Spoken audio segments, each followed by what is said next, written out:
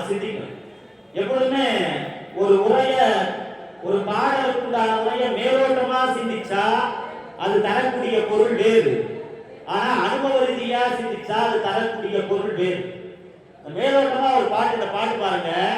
விலங்கிழை பகிர்ந்த மெய்யுடை முக்கண் உரையன் ஆரண மொழியோ ஆதிசீர் பரவும் வாதவூர் அண்ணல் திருவாய் மலர்ந்தருடைய வாசகத்தேன் யாரோ சிறந்தது என்கிறீராயி வேதம் ஓதி விழிநீர் பெருக்கி நெஞ்சம் நெற்குருகி நிற்பவர் காண்கிறே திருவாசகம் இங்கு ஒருகால் ஓதி கருங்கள் மனமும் கரைந்துக கண்கள் தொடுமணர் கேணியில் சுரந்து நீர்ப்பாய மெய்மயிர் பொடிப்ப விதிர் விதிர் பெய்தி அன்பர் ஆகுனர் அஞ்சி மண்பதை உலகில் மற்றையர் இடரே என்பது பாட்டு.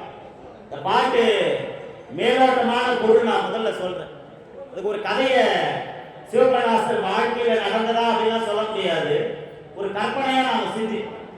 சிவபிரகாசர் தன்னுடைய மடத்துல இருக்கார். அப்போ ஒரு அன்பர் வரார். அந்த அன்பர் என்ன பண்றாரு அப்படின்னு கேட்டீங்கன்னா, அவர்கிட்ட ரெண்டு கேள்வி கேட்கிறார். வேதம் பெருசா திருவாசகம் பெருசா அப்படின்றத அந்த கேள்வி. அப்போ சிவபிரகாசர் அந்த நபரை கூட்டிட்டு போறார். அங்க வேத மந்திரம்லாம் அந்த நபர்கள் ஓதிட்டாங்க. நமஸ்தே அஸ்து பகவன் விஸ்வேஸ்வராய மகாதேவாய த்ரியம்பகாய திரிபுராந்தகாய திரிகாலாக்னிகாலாய காலாக்னிருத்ராய நீலகண்டாய மிருத்யுஞ்சயாய சர்வேஸ்வராய ஸ்ரீமன் மகாதேவாய நமஹ.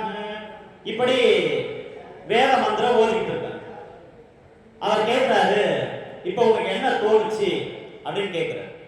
அவர் சொன்னார், கேட்பதற்கு மிகவும் இனிமையாக ஆனந்தமாக இருக்கிறது அப்படின்ட்டு சிவபிரகாசர் சொன்னார். இப்போ இன்னொரு இடத்துக்கு கூட்டிட்டு போறார். அங்கே திருவாசகத்தை ஓதிக்கொண்டிருக்கிறார். ஞான் ஏதும் பிறப்பஞ்சே இறப்பதனுக்கென்கடவே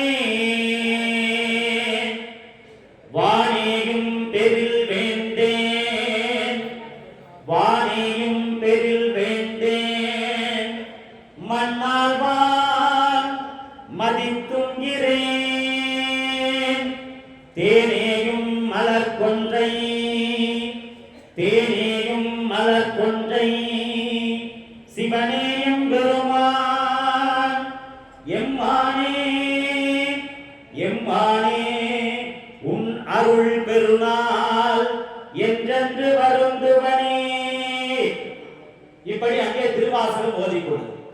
அப்போ சிவபிரகாசர் அந்த நபர்கிட்ட கேட்டார், இப்ப எனக்கு உனக்கு என்ன தோணுது அப்படின்னு கேட்டா, அவருடைய கண்கள் கண்ணீரால் மிதந்தன.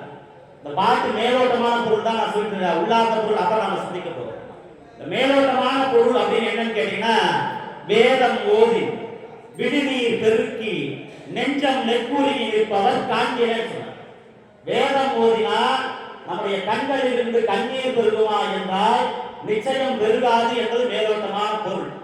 ஆனா திருவாசகம் இங்கு ஒரு நாள் ஓதி ஒரு வேளை ஓதலாக கருங்கள் மனமும் சொன்னார்.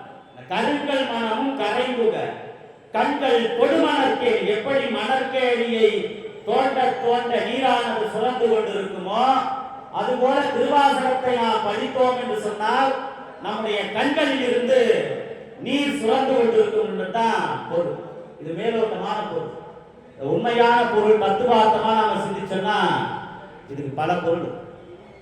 முதல்ல சொன்னார் பாருங்க, வேதத்தை யார் அருளியது என்றால் சிவபெருமான் அருளியது. திருவாசகத்தை யார் அருளியது என்று சொன்னால் அவருடைய அடியவராக இருந்த மாணிக்க வாசகர் அருளியது. இந்த இடத்துல ஒரு நுட்பமான செய்தி பாருங்க.